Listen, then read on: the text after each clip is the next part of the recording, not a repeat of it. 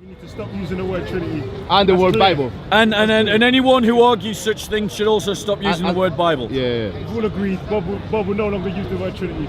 So long as those that argue such things stop using the word Bible. Yeah. That was amazing. Human psychology of behavior. That's what I'm interested in. Yeah. So I want to talk about three things. Alright. The first one is the recent terrorist attacks and why it keeps happening. Why it continues to happen, that again and again and again we're having terrorist attacks right across the world and here in the West. And it's because it's quite possible to construct a narrative of violence, a narrative of resistance, a narrative of jihad from the Quran and the Hadiths. And it goes without saying that the vast majority of Muslims don't tap into that narrative. The vast majority of Muslims, when they come across that narrative, are disgusted by it. Now, those that do, and then go on to believe it and commit themselves to it, commit themselves to acts of violence which we then see.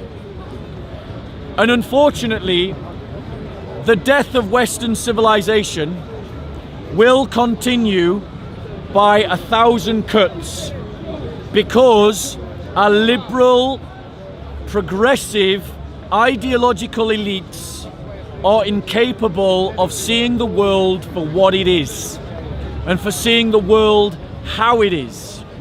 And so they refuse to accept that this violence that a tiny minority of Muslims are participating in is inspired by Islamic texts.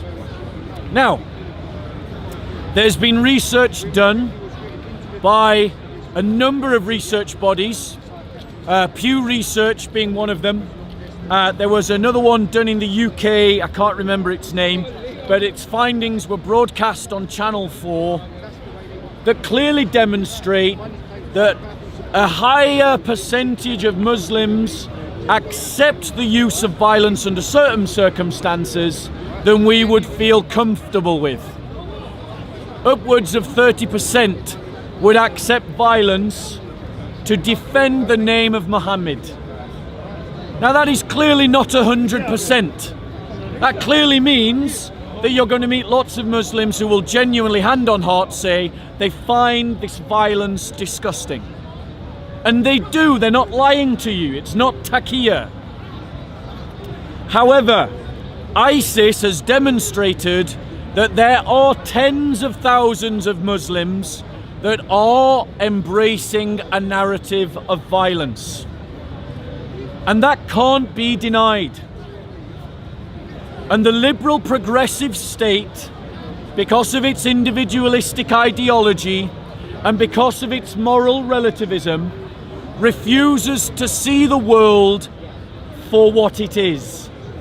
They refuse to accept the reality that there will always be a tiny minority of Muslims that will tap into those jihadist narratives and then act on them. They will always write it off as something else, a distortion of Islam, a perversion of Islam, they call it. However, anyone who knows church history as a Christian knows that actually we've experienced as Christians 1400 years of Islamic violence. There has never, ever been a century or a year in which Muslims have not attacked Christians. Ever. At all. And it is time for us Christians to speak our own history, to tell our own truth as an antidote to the poison of liberal progressive ideology that refuses to accept this reality. Now, we know, we've already stated, that many Muslims genuinely and hand on heart are against this kind of violence. They are. There'll always be that tiny minority that buy into it. The statistics show that that minority is numbered around maybe 2 or 3% of the overall Muslim population. 2 or 3% of 1 billion people is 40 million people. That's a big number. That means that this problem is not going away.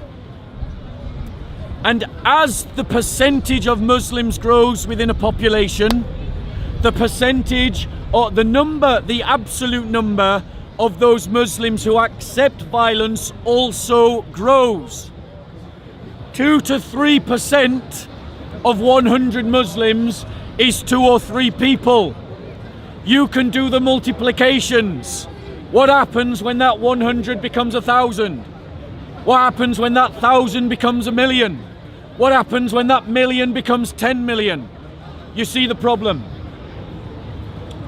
Liberal progressive ideology refuses to accept that there is a problem of prejudice and bigotry and hate emanating from within the Muslim community. That doesn't mean all Muslims have bigotry and hatred in their heart, but it means that some do, and they do for Islamic reasons. And until the liberal progressive state can accept that fact, like they accept the fact that Nazism leads to prejudice on the basis of ethnicity, they will never, ever be able to address the problem of Muslim violence. You have to challenge the prejudice that is rooted in the Islamic ideology if you want to tackle the problem. You have to want to tackle that narrative if you want to tackle the problem. You aren't going to do that if you refuse to accept that there's a problem with the ideology itself. And that is why I say to all of you who can hear my voice that liberal progressive secularism is not the answer. A muscular Christian faith is the answer. A muscular Christian faith that can stand up to an ideology that preaches that kind of hatred, that can say to the Muslim, there is a genuine better alternative, something that teaches a better way. Liberal culture has to abandon the idea of relativism, that all cultures are equal, that all cultures teach the same, that all cultures have the same problems. They don't have the same problems because they don't teach the same things. Genital mutilation is not a problem of Anglo-Saxon culture. Alcohol abuse is. Muslim communities don't suffer from alcohol abuse, but there is the use of genital mutilation. The fact of the matter is, different cultures don't have the same values. They don't ascribe values to the same things in the same ways, and resultantly, therefore, they don't have the same problems. There is a reason why there isn't a problem of Jainist terrorists blowing people up around the world. Why? Because you can't find a more pacifist religion than Jainism.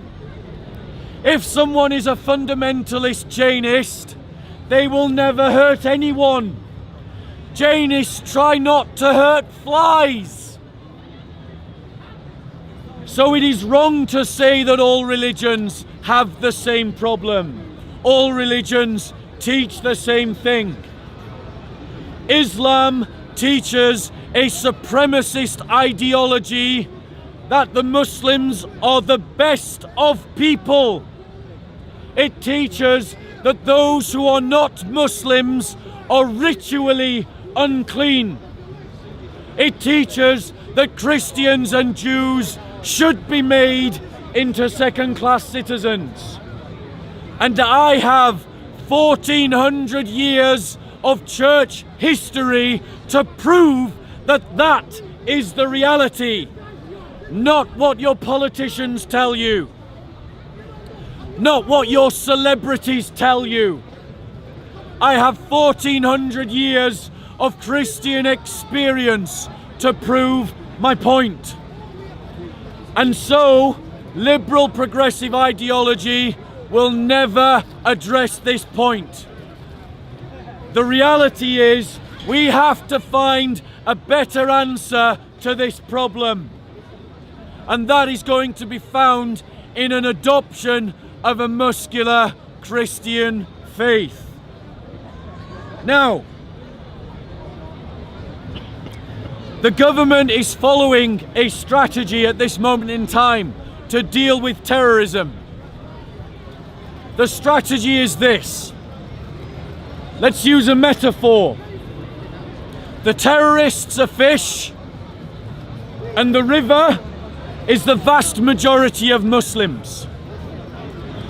The policy of Western governments at this time, its strategy, is to poison the river for the fish.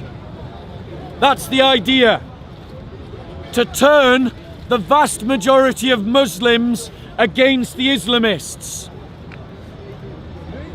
That's the strategy.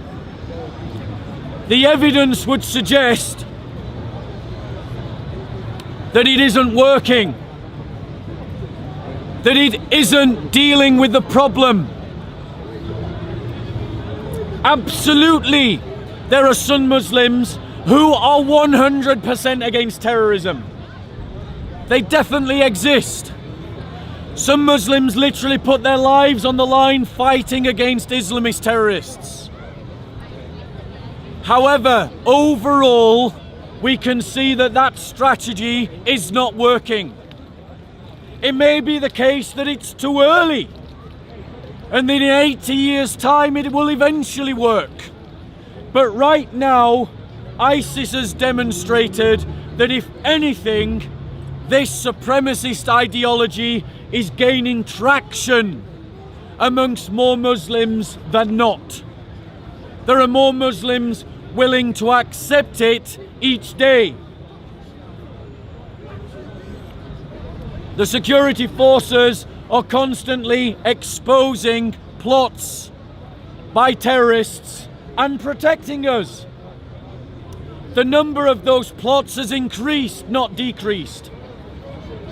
Now, there's another alternative. You change the course of the river. The river that was once flowing in one direction, you flow into another direction.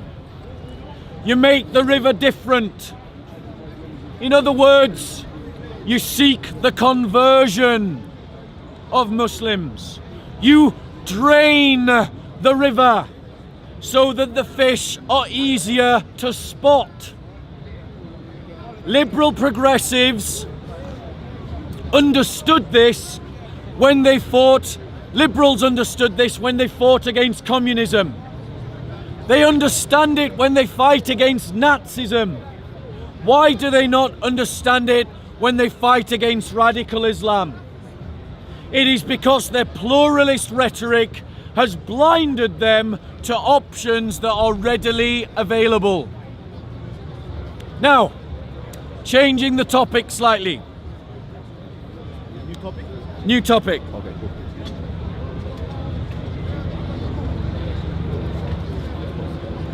I want to talk about the election. Alright.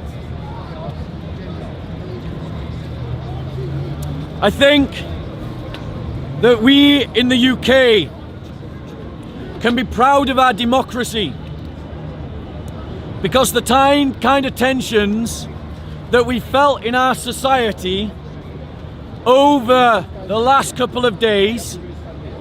Let him. It's all right. It's a free park. Let him. We'll move if he starts talking. So, in the election, we can be proud that our democracy is strong. The tensions that we experienced in this country would have led to civil wars in many other countries.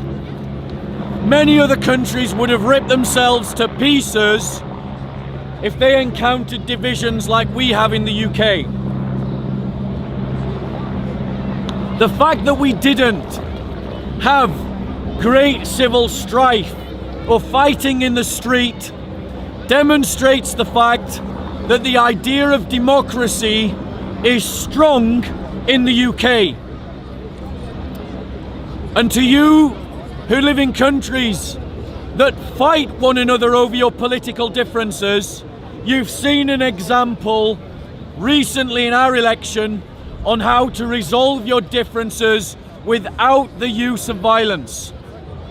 Without the use of violence. However, the left wing are people who are baffled by the fact that the working classes of the North have rejected them.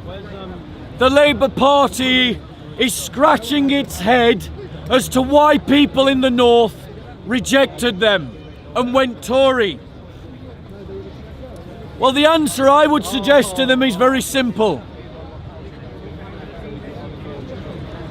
The working class, as was formerly understood by the socialists as a body politic who bought into a narrative of class struggle against the upper elites, no longer exists.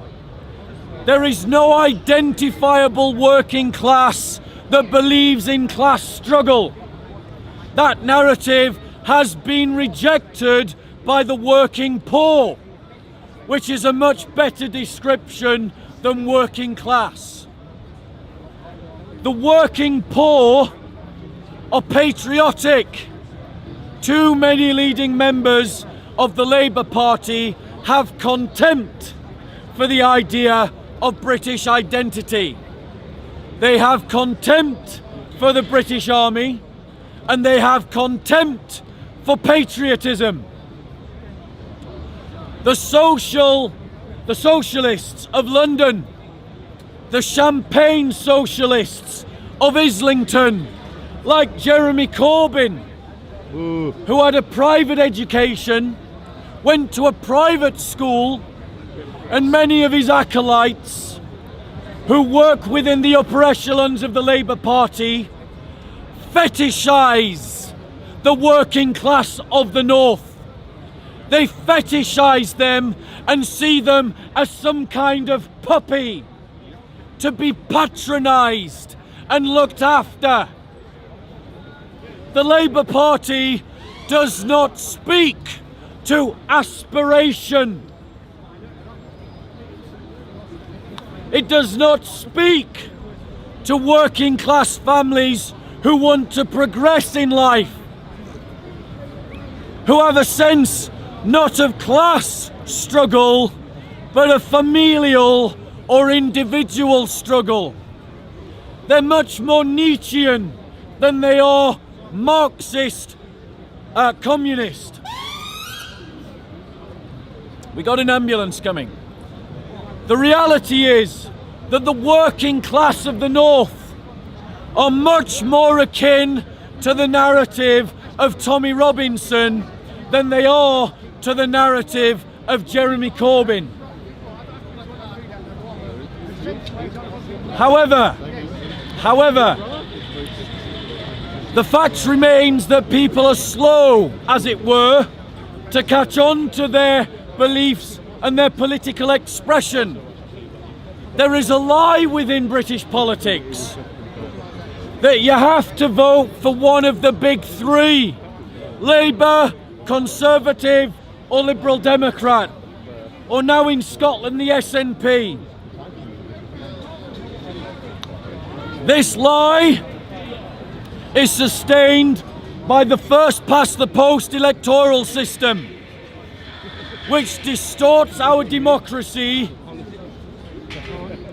and means that lots of people vote for parties that they don't really believe in to stop the party that they hate more getting into power. That is not how democracy should work. Who invented democracy, Bob Taylor? Democracy came from Greece. Thank you, Demokratia. Now, Thank you. now, what Britain needs, what Britain needs is a reform of the electoral process. A different voting system that will allow people's votes to count for something, so that people feel free to vote for the party that they believe in rather than the party they feel they have to vote for to stop the other party they hate more getting into power. And that means we need a reform of our electoral system. And you will see when that happens, the Conservative Party, the Labour Party and the Liberal Democrat Party utterly collapse. There'll be a mixture of minority parties in the Parliament, a varied multitude of different parties, and they'll have to form coalitions. The point that everyone forgets about the first past the post system is that it was always designed to keep power in the hands of the powerful. It was designed to make sure that the social elites stay in control. And that's why it needs to be reformed. We are seeing in this moment in time, people are emerging, a new political movement is emerging, a new awakening of political activism amongst the working poor. We saw it in Brexit, and we've seen it in the last few elections, and it is socially conservative, not socially progressive. And until Labour addresses that fact and drops the ridiculous narrative of the London metropolitan elites and their fancy to do virtue signalling politics, Labour will continue to hemorrhage the vote of the working poor. Because the working poor is socially right-wing and economically left-wing. And that's what Labour needs to realise about the north of England and why it lost in the north of England most recently.